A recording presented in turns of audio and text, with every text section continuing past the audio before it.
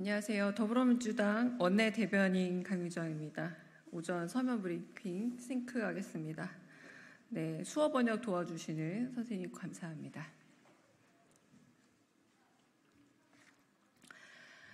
한일전에서 자살골 넣고는 한일관계 개선됐다는 윤 대통령, 일본 선수로 귀화한 게 아닌가 의심스럽습니다. 윤석열 대통령은 어느 나라 대통령입니까? 대일 퍼주기 외교가 네이버 한국 노동자들을 사지로 내몰고 있습니다. 최근 열린 국회 토론회에서 네이버 노조 대표는 구조조정에 대한 두려움과 상실감으로 구성원들의 불안감이 커지고 있다고 호소했습니다. 대한민국 영업사원 1호로 팔겠다는 게 대한민국 경제 영토입니까? 사태 파악도 손 놓고 있습니다.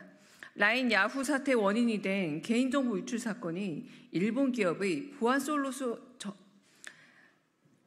라인 야후 사태 원인이 된 개인정보 유출 사건이 일본 기업의 보안 솔루션 적용 과정에서 비롯된 것인데 죄송합니다. 다시 읽겠습니다.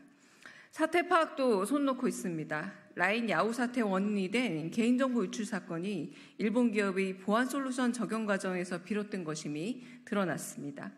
일본 정부가 자국 기업의 기업 잘못을 네이버에 덮어씌우고 있는데 우리 정부는 네이버의 자율적 판단이라며 뒷짐지고 있었습니다.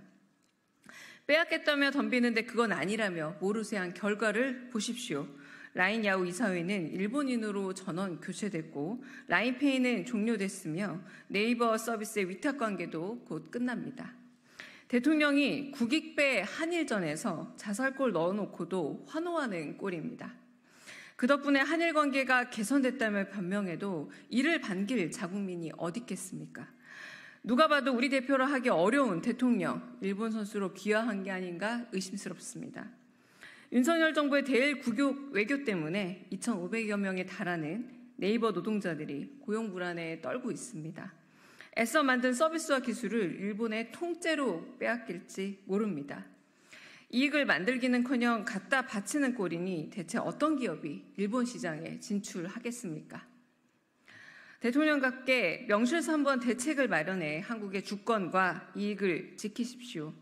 더불어민주당은 정부가 외면하고 대통령이 놓친 국익과 자존심까지 더불어 챙기도록 하겠습니다. 안전무시 인명경시 노동 현장이 최악의 참사를 낳았습니다. 또 노동자가 일터에서 집으로 돌아가지 못했습니다. 화성 배터리 공장 화재로 23명의 노동자가 목숨을 잃었습니다. 제조는 선진국인데 안전은 후진국이다. 외신들 반응입니다. 참담합니다.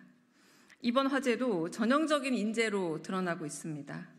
해당 공장에서 사고 이틀 전에도 화재가 있었다고 합니다. 하지만 경미하다며 소방당국에 신고도 하지 않았습니다.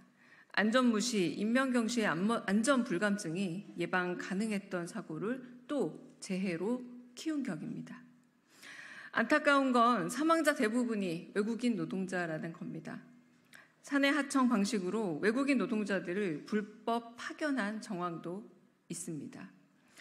위험의 외주화를 넘어서 위험의 이주민화에 대한 대책 마련이 필요합니다. 지금껏 1차 전지는 별도의 대응 매뉴얼이나 안전 기준이 없었습니다. 폭발하는 리튬 화재에 무방비였던 겁니다. 정부는 대체 무엇을 하고 있었습니까?